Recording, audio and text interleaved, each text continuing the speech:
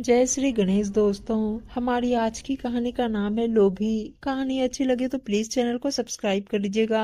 अब शुरू करते हैं कहानी। बेटा सारी तैयारी हो गई? जी पापा। हाँ, वो लड़के वालों का फोन आया था कि वो बस पहुंचने वाले हैं। तभी 5 मिनट बाद गाड़ी का हॉर्न बजा और लड़के वाले आ गए। दरअसल प्रकाश जी शहर के एक प्रतिष्ठित व्यवसायी हैं। उनके 2 बेटे और 2 बेटियां हैं। बड़ी बेटी प्रिया और छोटी बेटी सुमन है। बेटे रूपक और रजत हैं। प्रिया ने अभी हाल ही में पोस्ट ग्रेजुएट डिग्री ली है। अचानक ही एक दिन प्रकाश जी के एक मित्र एक रिश्ता लेकर आते हैं और बताते हैं कि लड़के वाले बहुत ही अमीर हैं। लड़के के पिता डीएसपी हैं और लड़का इंजीनियर है। घर बहुत ही अच्छा है। सब कुछ जानकर प्रकाश जी शादी के लिए हाँ कर देते हैं और वही लड़के वाले आ रहे हैं। जलपान नाश्ते के बाद प्रिया को बुलाया जाता है। जी ये हमारी बेटी प्रिया है। आओ बैठो बेटा। नमस्ते आप सबको। नमस्ते बेटा। आपकी बेटी तो बड़ी प्यारी है। ये हमारा बेटा करण है। हम चाहते हैं कि बच्चे आपस में बात कर ले। जी प्रभा जी। करण और प्रिया की बातें। हाय कैसी हैं आप? जी ठीक हूँ। और आप? जी मैं सॉफ्टवेयर इंजीनियर हूँ। मेरी सैलरी 60,000 है। इतने में तो आपका खर्चा हो जाएगा ना महीने का? करण हंसते हुए बोला। जी पर मैंने मैथ्स से एमएससी किया है और आगे मैथ्स के प्रोफेसर बनना चाहती हूँ। बहुत अच्छी बात है। सबसे अच्छी बात यह है कि आप हमें पसंद हो। हमें भी। प्रिया शर्माते हुए बोली। बच्चों के आने के बाद सभी लोग गले मिलते हैं। बधाई हो प्रकाश जी। अब हम रिश्तेदार बनने वाले हैं। जी बिल्कुल। सब खुशी खुशी हो जाता है। सारा घर प्रिया के लिए बहुत खुश है। आज इतने बड़े घर में उसका रिश्ता होने वाला है। 1 हफ्ते बाद। हेलो।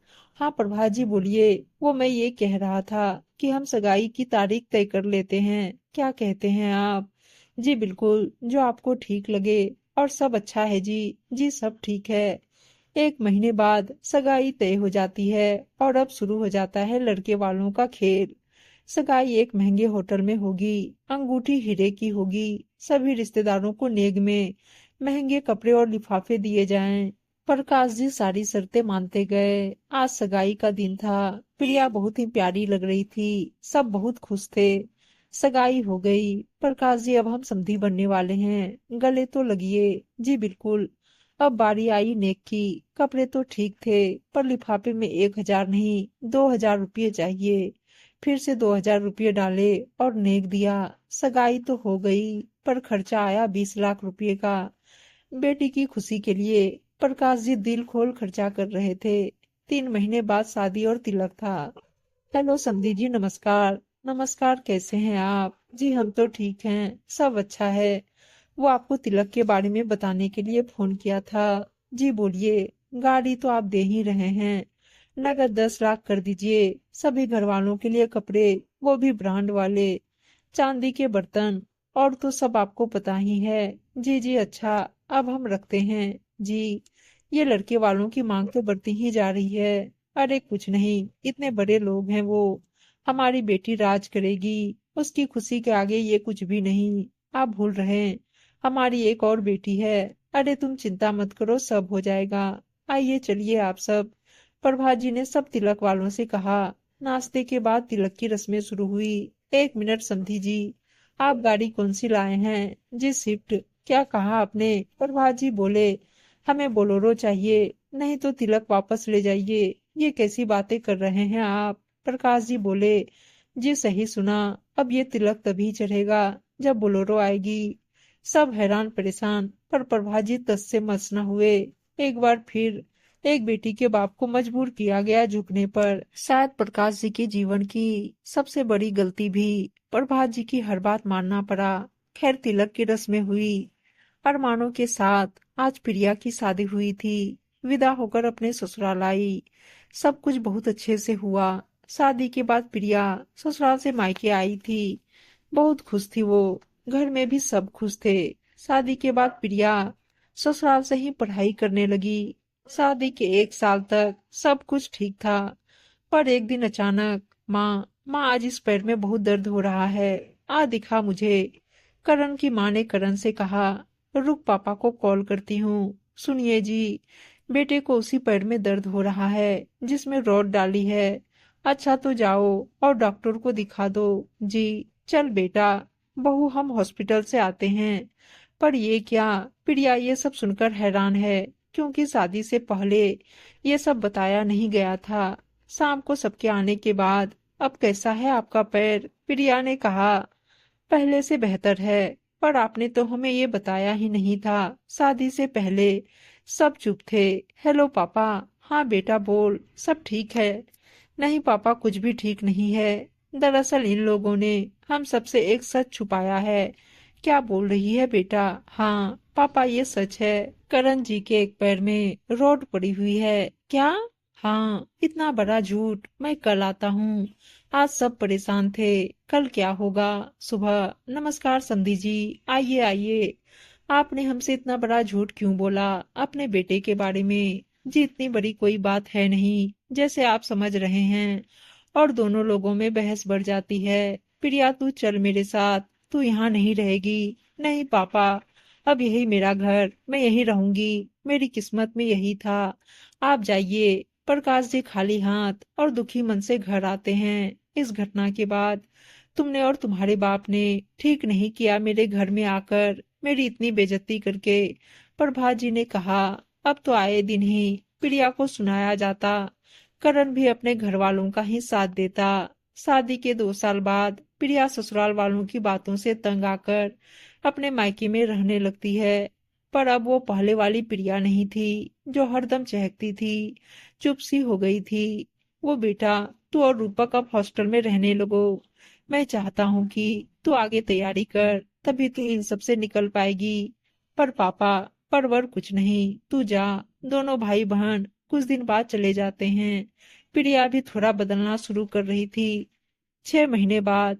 हेलो प्रिया, मैं करण। कैसी हो? अब याद आया। जिंदा हूँ, मरी नहीं अभी। कैसी बातें कर रही हो? I am sorry. मैं चाहता हूँ कि हम फिर से जीवन की शुरुआत करें। मैं तुम्हारे लिए सब कुछ छोड़ दूंगा। तुम मानोगी ना मेरी बात? तुम्हें पता है ना, तुम लोगों ने मेरे चरित्र पर भी कीचड़ उछाला, मेरी पढ़ाई रुकवा दी। अब क्या करोगे? मैं सिर्फ तुम्हारे साथ अपने आगे की जिंदगी बिताना चाहता हूँ। अब मैं खुद कोई फैसला नहीं लेना चाहती। पापा मम्मी से बात करूंगी, फिर बताऊंगी। एक बार गलती की, उनकी बात नहीं मानी, इसलिए। ठीक है, मुझे इंतजार रहेगा। दूसरे दिन बाद। हेलो सुमन, कैसी है? मैं ठीक हूँ दी। तू कैसी है? मैं भी ठीक हूँ। तुझसे एक बात कहनी है। कल करण का फोन आया था। वो मेरे साथ नई शुरुआत करना चाहता है। मैं चाहती हूँ कि तू इस बारे में बात करे घर में सबसे। दादी तो वैसे भी यही चाहती है। पर दीदी। प्लीज सुमन। ठीक है दीदी, मैं बात करूंगी। पापा, दीदी और जीजाजी अपनी शादी को एक और मौका देना चाहते हैं, और वो अपने घर वालों को भी छोड़ने को तैयार हैं। जीजाजी ने कहा है। प्रिया ऐसा चाहती है। जी। पापा बोले, ठीक है, हमें कोई परेशानी नहीं है। प्रिया के घर वालों की रजामंदी से दोनों साथ रहने लगते हैं। कुछ दिन बाद करण के घर वाले भी मान जाते हैं और प्रिया को खुशी खुशी घर ले आते हैं। अब तक शादी को 3.5 साल हो चुके थे। कुछ दिन तक तो सब ठीक ठाक रहा, लेकिन फिर शुरू हुआ कुछ ना कुछ।